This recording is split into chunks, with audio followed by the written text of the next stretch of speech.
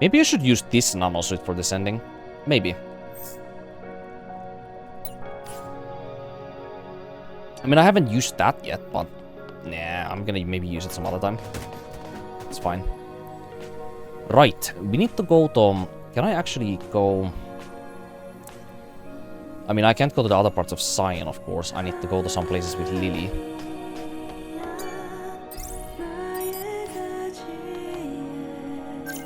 And I need to also read... maybe there's some more stuff from Raven. Actually, there might not be. Let's see. This horrifying monster is the unidentified Night Tiba that took Taki's life. Unlike other Night Tibas, it doesn't act on instinct. It despises Mother Sphere and bears a great hatred against the airborne squad members. It is unclear how or why it can behave like that, but understanding it won't change anything. Orcal was the first Alpha Night Tiba and the first failure. Instead of waiting for failure to meet his fate, the Elder Night Tiba blessed him with a second chance. Since then, Orcal has been the Elder Night Tiba's close friend and has prepared the cradle for its day to come. Though a friend of such an important Night Tiba, he is also a devoted prophet of Zion. He was likely a respected figure before he turned into a Night Tiba, probably. Even this description here is kind of teasing the idea that his past self, when he was a human, he was like maybe part of like high society, or he was some like politically like important figure, you know. He had some kind of like political status, because that's the reason as to why he's so like you know, savvy with his words and so like sage with his wisdom, right? So maybe if it is the part of him, the one that is conscious, is the Night Tiba part, then why does he not believe that he's not a human? I guess he nowadays believes that he's no longer a human. But if he's somehow able to recollect some of his past self, you know, going from human into a Alpha Night Tiba combination with an Andro-Eidos android. Actually, here's the thing. Was it first?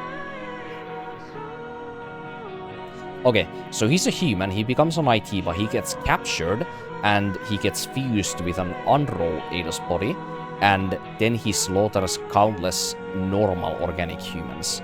So Mother Sphere turns his Night Tiba body, obviously, into a weapon against the organic humans, you know? And then eventually, at some point, during the colony extinction event, he's defeated, left for dead, and then, you know, Adam sees pity in him, you know, or pities him.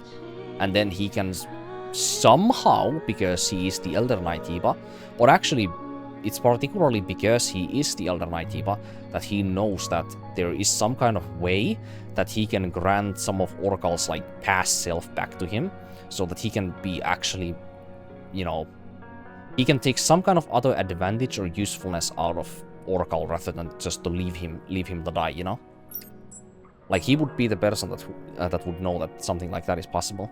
But once again, that would mean that the, you know, self-sentient part of, you know, most of these parasitic Night Tiba and the droid combinations, as well as the Andro-Eidos and Night Tiba combinations, the sentient part of them are both either in equal respect or in weighing respect on the Night Tiba side, the human side of the concoction, rather than the artificial intelligence or the algorithmic droid or machine part, you know?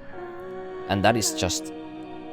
It's harder to justify, really, because, like, the Night Tibas have turned into animalistic creatures that know nothing but hostility against any life, right? So the fact that they are able to kind of reverse engineer this somewhat back in some way, like even without like engineering it, because the parasitic Night Tibas are somehow able to become more than just, you know, they are able to have some strategy, some self-awareness, and some like,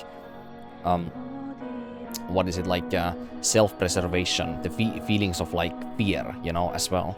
So it's not like they are fully just like, you know, animalistic in nature as well. Just predators, you know? So they are able to somehow return or reverse some of their, like, very basic nature into, like, back into some own identities, you know? By combining with these droids and Andro-Eidos androids and Eidos Company androids. So, as to how they're able to do that is just feels video game logic to me, if anything. With Zion destroyed by Raven, Orcal also sustains fatal injuries, sacrificing his life by handing Eve his Alpha Core. Orcal keeps his promise and tells Eve the truth.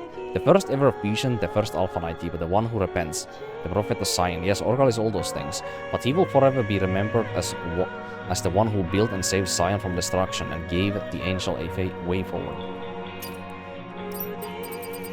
Still attacks.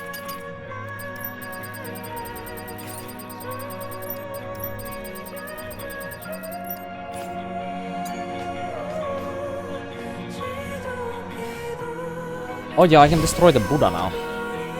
I mean, we're not gonna be looking at that much, are we?